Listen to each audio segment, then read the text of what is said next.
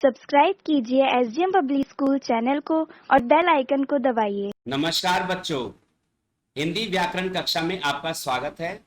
बच्चों, आज हम कक्षा 3 का पाठ नंबर 14 पढ़ेंगे, जिसका नाम है मुहावरे। क्या नाम है बच्चों?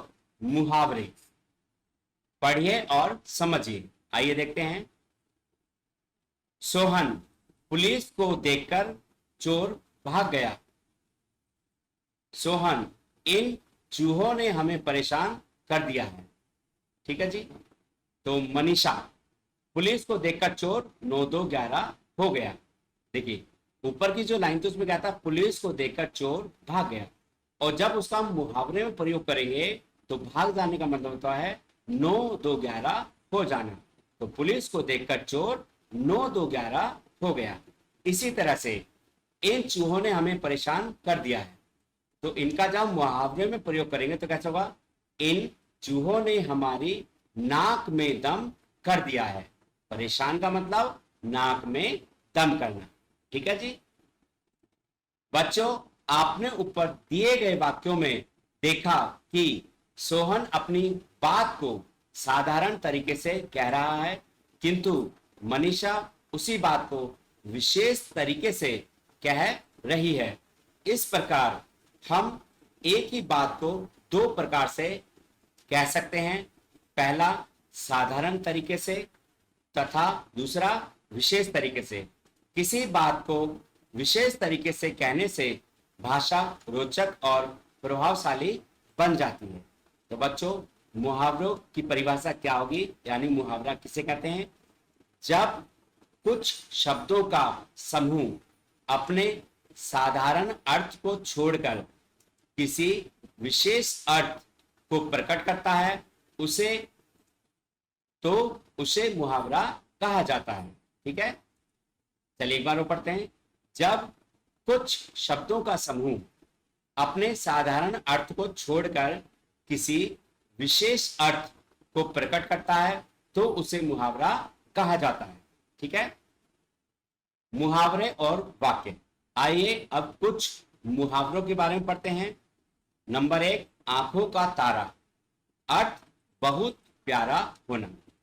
जब आप इसका वाक्य में प्रयोग करेंगे बच्चों, तो वाक्य आप कोई भी बना सकते हैं, परंतु उस वाक्य के अंदर मुहावरे का आना बहुत जरूरी है। जैसे हमने प्रयोग किया यानी वाक्य बनाया, बेटा माँ की आंखों का तारा होता है। ठीक है। नंबर 2, कान भरना, मतलब चुगली करना। ये इसका अर्थ हो गया। और प्रयोग क्या होगा? दुष्ट व्यक्ति दूसरों के कान भरते रहते हैं। ठीक है। नंबर 3, नाक में दम करना, मतलब बहुत परेशान करना। वाक्य क्या बनेगा? शरारती बच्चे अपने साथियों के नाक में दम कर देते हैं। ठीक है बच्चों। नंबर 4, मुंह फुलाना, यानी नाराज होना। अर्थ वाक्य क्या बनेगा? बच्चे छोटी छोटी बातों पर मुंह फुला लेते हैं। नंबर 5, मुंह बंद करना, यानी चुप कर देना। वाक्य क्या बना? ज्ञानी लोग अपने ज्ञान से मूर्खों का मुंह बंद कर देते हैं। ठीक है। आगे है हाथ पसारना, यानी भीख मांगना। वाक्य क्या बना?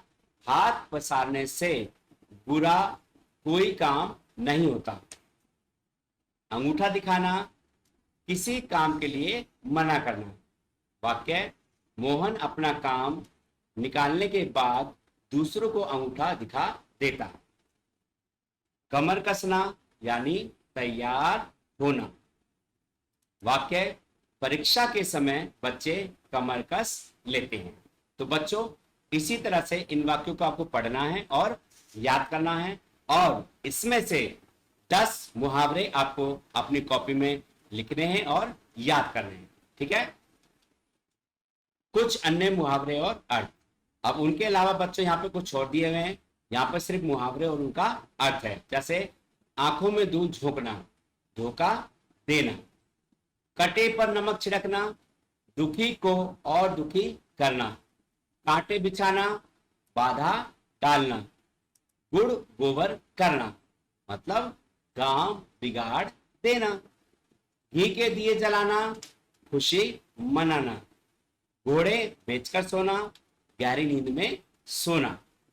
ठीक है बच्चों, तो ये कुछ और मुहावरे और अर्थ हैं, इनको भी आप पढ़ेंगे और याद करेंगे।